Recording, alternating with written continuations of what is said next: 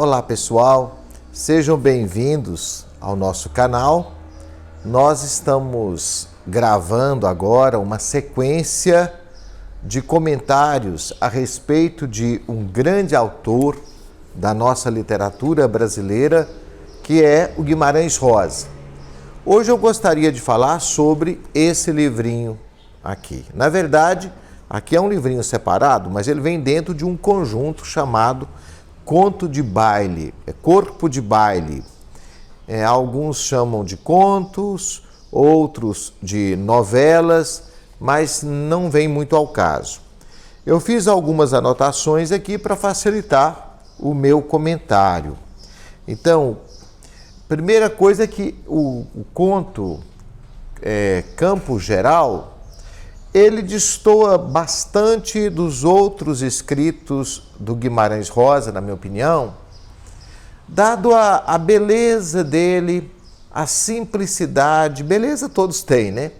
Mas a simplicidade, ou talvez por mostrar o mundo, e o mundo dele é o mundo do Mutum, uma cidade do interior de Minas, a partir do olhar de uma criança.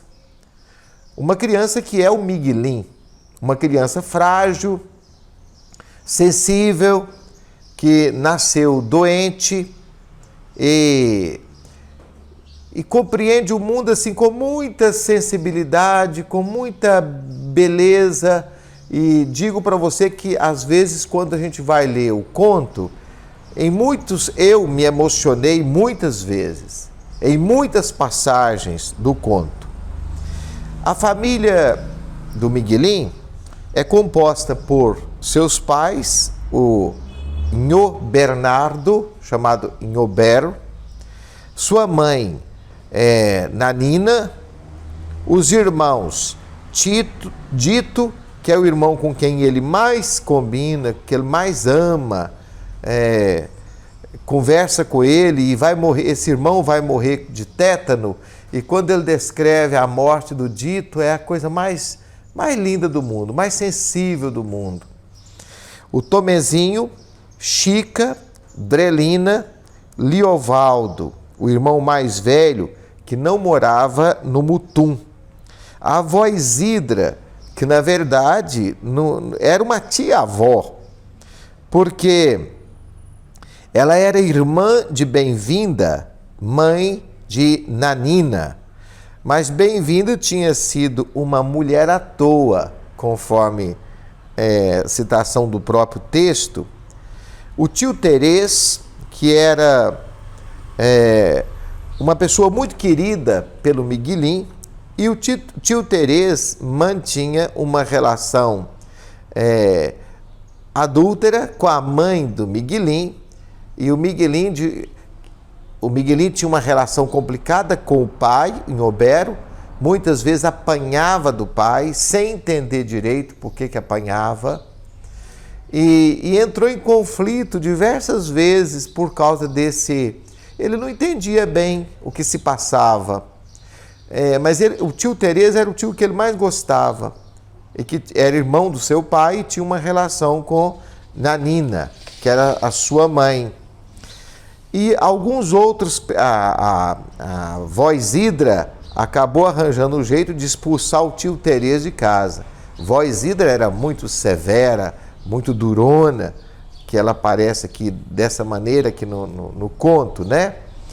E também aparece aí no texto alguns animais, por exemplo, a cadela Pingo de Ouro, o cachorro Gigão, que era um cachorro de estimação, o Rio Negro, um boi que quase machucou o Miguelim, o Sossões, que é um gato, e outros bichos também de estimação. E aparece também no texto uma descendente de escravo lá da casa, chamada Mantina. Era descendente de escravo, herdeira da religião dos negros e não raro chamada de feiticeira. Você deve estar ouvindo aqui o canto de alguns passarinhos, porque eu escolhi esse ambiente aqui para falar sobre o Campo Geral, exatamente porque achei mais adequado, por causa aqui de umas samambaias, umas plantas, muitos passarinhos que enfeitam aqui o meu cenário, porque o conto é lindíssimo, é maravilhoso. E o Miguelim é um menino muito simples. Ele, na infância, era muito doente, muito frágil e teve que tomar um banho de sangue de tatu. Isso a gente mostra também. Eu escrevi um comentáriozinho no meu blog sobre esse conto e lá nesse comentário que eu faço eu elenco diversas situações em que mostra a religiosidade, a superstição, essa mentalidade de encantamento, de quem está muito próximo da natureza, como Miguelim e a família dele estavam, né? Então, com relação ao banho no sangue de tatu, tá aqui no texto, mas eu recortei aqui para ficar fácil de comentar com você. É certo dia que Miguelim levou uma pedrada de um menino grande e o sangue quente lhe escorreu pelo rosto. Isso fez ele recordar-se de uma cena da infância, quando, nu sobre uma bacia, recebeu sobre o corpo o sangue quente de um tatu. Acreditavam que aquilo ajudava a curar a fraqueza do menino. E quem é que vai dar esse banho? Só podia ser a vovó Isidra, né? A vovó Isidra estava sempre muito mal-humorada, mas também ela percebia as dificuldades, né? A relação adúltera do tio Terês com a Nina, que é a mãe do Miguelim.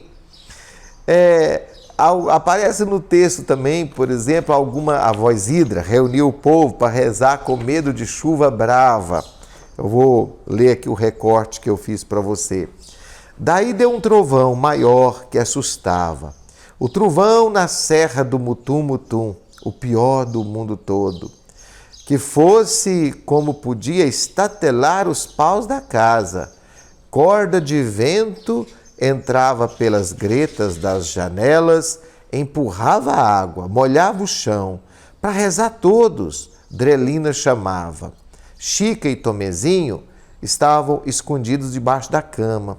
Agora não faltava nenhum. Acerto de reunidos, de joelhos, diante do oratório. Até a mãe. Quando fala até a mãe, dava a impressão que a mãe não era muito rezadeira não, né? Vó Isidra acendia a vela benta, queimava ramos bentos, agora ali dentro era mais forte. Santa Bárbara e São Jerônimo salvavam de qualquer perigo de desordem. E se o povo todo se juntasse rezando com essa força desse medo, então a tempestade, num átimo, não se esbarrava? Era o questionamento de Miguelim, né? Esse Miguelim o Campo Geral é o primeiro conto da obra chamada Corpo de Baile, conto ou novela. Esse Miguelim depois ele vai voltar na novela Buriti como Dr. Miguel. Diversos personagens voltam depois na vida adulta, né? Sobre as rezas de Mãe Tina, que era a escrava, né, a descendente de escrava. E a Mãe Tina tinha uma relação muito azeda com a avó Isidra. A gente percebe isso no conto. Vó Isidra guisilava com Mãe Tina, quer dizer, duelava, brigava, né? Traste de negra pagã, encostada na cozinha, mascando fumo e rogando para os demônios delas, africano. Vem ajoelhar, gente. Mãe Tina não se importava com nenhum. Vinha, ajoelhava igual aos outros e rezava. Não se entendia bem a reza que ela produzia. Era tudo resmungo. Mesmo para falar direito, não se compreendia. A Rosa dizendo que Mãe Tina rezava porquiado. Veva Maria Zela de Graça, pega no zezo, põe no saco, mombaça. Ele está reproduzindo aqui a maneira como a Mãe Tina rezava, né? Provavelmente ela não entendia bem a língua portuguesa e tinha remanescente de lembranças africanas, né? Veva Maria, zela de graça, pega no zezo, põe no saco de mombaça. Mantina era preta, de um preto estúrdio, encalçado, transmanchada, de mais grosso preto, um preto de boi. Quando estava pinguda, de muita cachaça, só flagravam umas palavras que a gente não tinha licença de ouvir. E daí Mantina caía no chão, deixava a saia descomposta de qualquer jeito, as pernas pretas aparecendo, ou à vez gritava, cena corinta, batendo palmas de mão. Vovó Isidra ralhava e reprovava Mantina, discutindo que Mantina estava grolando feias palavras despautadas. Mandava Mantina voltar para a cozinha, lugar de feiticeiro era debaixo dos olhos do fogo, remexendo no burralho. Vovó Isidra tirava o terço, todos tinham de acompanhar, e ela ensinava alto que o demônio estava despassando nossa casa, rodeando os homens, já sabia o sangue um do outro. A gente carecia de rezar sem esbarrar. Claro que o Miguelinho, enquanto criança, não percebe essas falas da vovó Isidra, mas a vovó Isidra percebeu, porque de fato o Nhobero depois vai cometer um assassinato por causa de uma traição da esposa, né? Uma outra situação, eu fiz um recorte aqui, quando fala do medo de assombração do Miguelinho e da turma. Conforme você vê, eu fui recortando algumas coisas que dizem respeito à prática da religiosidade, né? da superstição, essa religião popular, muito próxima talvez das tradições africanas ou indígenas. Dito começava a dormir, de repente, era a mesma coisa que Tomezinho. Miguelinho não gostava de pôr os olhos no escuro. Não queria deitar de costas, porque vem uma mulher assombrada, senta na barriga da gente. Se os pés restassem para fora da coberta, vinha mão de alma, friosa, pegava o pé. O travesseirinho cheirava bom, cheiro de macela do campo. Olha que beleza, né? Eu conheço isso. As pessoas apanhavam a macela, que é uma florzinha amarela, para fazer um travesseiro, e era muito macio e cheiroso, coisa mesmo de quem nasceu na roça e conhece essas experiências. Sobre o Arco da Velha, que aparece aqui também no conto, né? Arco da Velha e a mudança de sexo. Entre chuva e outra, o Arco da Velha parecia bonito, bebedor. Quem atravessasse debaixo dele, menino virava menina, menina virava menino. Será que depois desvirava?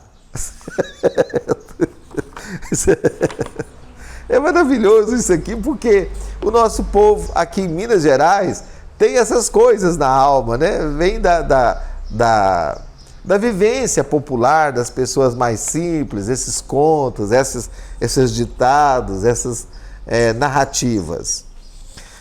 Ainda sobre as devoções de Mantina, com a colher de pau, Mantina mexia a goiabada no tacho, fumaça para lá, dinheiro para cá. Vovó Isidra, mesmo no escuro, assim avançava nos guardados de Mantina, nos esconsos, em buracos na taipa, achava aqueles toquinhos de pau que Mantina tinha escascado com a faca, eram os calunguinhas. Vovó Isidra trouxava tudo no fogo sem dó. Eram santos desgraçados. A gente nem não devia de consentir se Mantina oferecesse aquilo para respeito de se beijar, bonecos do demo, casumbos. A gente deveria era de cuspir em riba. Mantina depois tornava a compor outros. Aqui eu fico imaginando, quer dizer, a simplicidade dessa negra escrava que descascava mandioca e fazia bonequinho de mandioca, talvez. Isso é coisa que eu imagino, né? Na tentativa de reprodução dos orixás, né? E aí a vovó Isidra, com aquele rigor todo dela, né? meio excessivo, ela botava tudo no fogo, né? E falava, isso a gente tem que cuspir em cima, não é beijar não. A criançada então gostava de Mãe Tina porque ela era cozinheira, certamente dava coisa gostosa para os meninos, mas a avó Isidra ficava de olho, né? Para ver se não estava desviando os meninos da religião correta, ou pelo menos na opinião dela. Uma natureza que é uma constante ameaça. Então veja bem o que eu tirei aqui do recorte que eu fiz aqui do livro. Mas por que não cortavam aquela árvore de pé de flor de trás da casa que seu Delgracias tinha falado? Se não cortassem, era tanto perigo de agouro. Ela crescia solerte, de repente, uma noite despassava mais alta do que o telhado. Então alguém da família tinha de morrer. Então era ele, Miguelim, quem morria. De noite, Miguelim demorava um tempo distante pensando na coruja, mãe de seus saberes e poderes de agouro. É coruja, cruz? Não, o dito escutava com seriedade. Era só o grito do enorme sapo latidor. Muito lindas essas coisas, né? A visão do menino, Miguelim, sobre a realidade, como ele se sente ameaçado, como ele tem seus medos, como ele busca proteção, fica perdido às vezes diante das desorientações dos adultos daquela família. Um outro recorte que eu fiz sobre a questão do lobisomem e signo Salomão. O dito tinha adormecido. O que dormia primeiro, adormecia. O outro herdava os medos e as coragens das almas, do lobisomem revirando à noite, correndo 7 portelos e 7 partidas, do lobo Afonso, pior de tudo, mal, um ente seu dos matos, Chimbamba. Ele, Miguelim, algum dia tinha conhecido. Senhor conhece o pitorro? Ia crescendo, desde transformava um monstro homem, despropósito. Não conheço o pitorro, nem mãe, nem pai de pitorro, nem o diabo que os carregue, em nome de Senhor Jesus Cristo. Amém.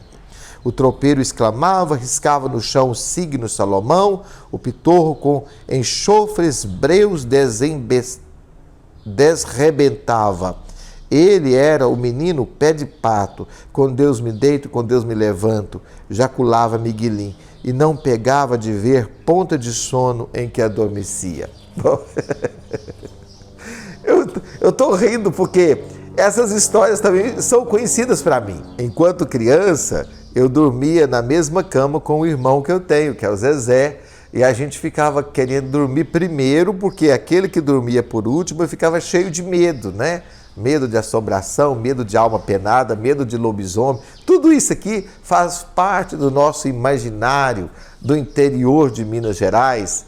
E o Guimarães Rosa consegue pegar tudo isso nas pesquisas que ele fez, na história que ele conta.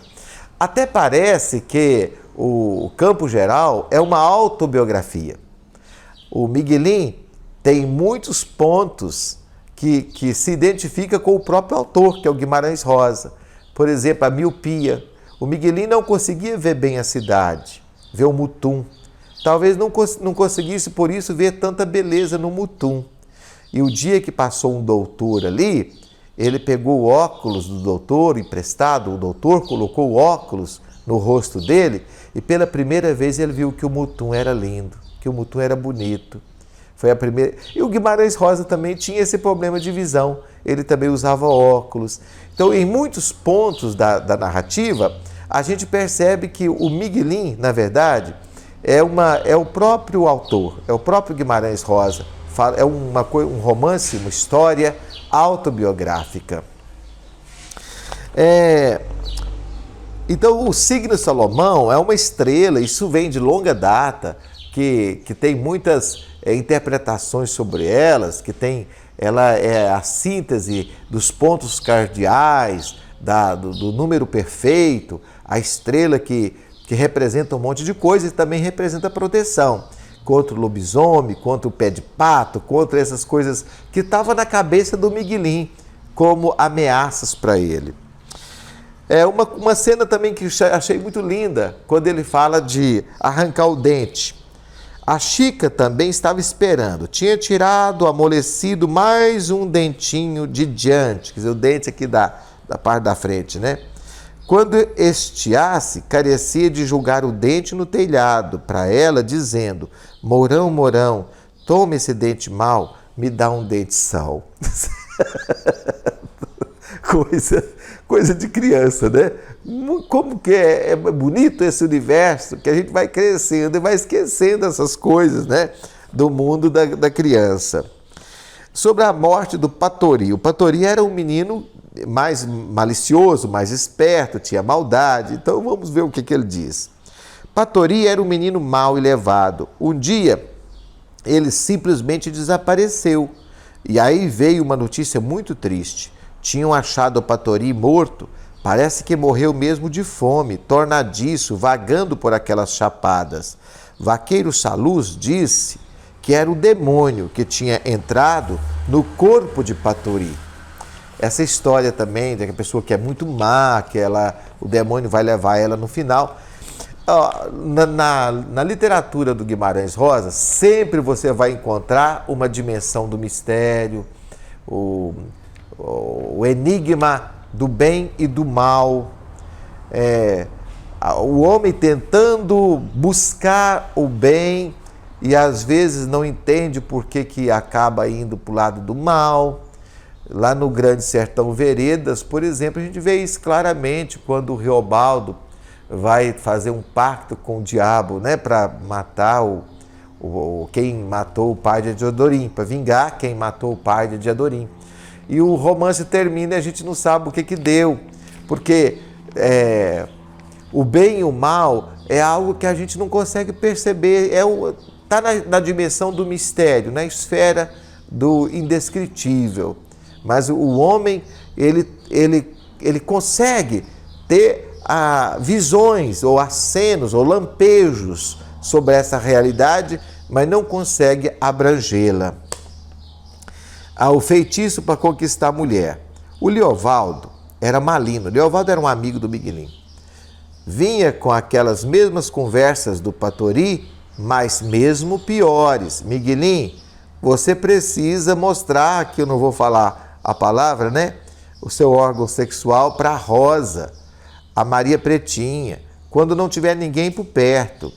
Miguelim não respondia. Então o Leovaldo dizia um feitiço que sabia para fazer qualquer mulher ou menina consentir, que era só a gente apanhar um tiquinho de terra molhada com a urina dela e prender numa calcinha, junto com 3 formigas cabeçudas. Miguelim se enraivecia de nada não dizer. Mesmo o Leovaldo sendo maior que ele achava que o Leovaldo era bobado demais.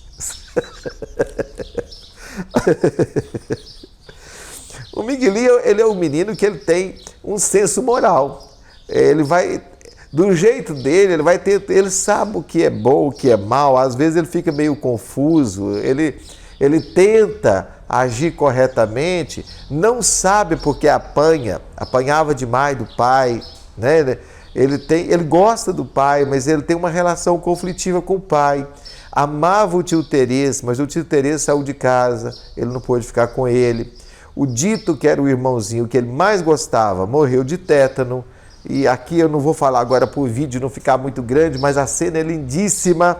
Então eu convido você para leia lá o que eu escrevi lá no meu blog sobre esse texto e leia o texto, que é melhor ainda, né? Vamos ler o Guimarães Rosa, esse grande escritor mineiro, mundial, talvez um dos maiores escritores do mundo. Esse é o primeiro conto, novela, da obra chamada Corpo de Baile, do Guimarães Rosa. Um grande abraço para você.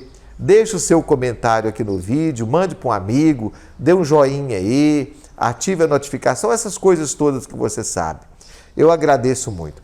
Tchau, gente. Até o próximo vídeo, se Deus quiser.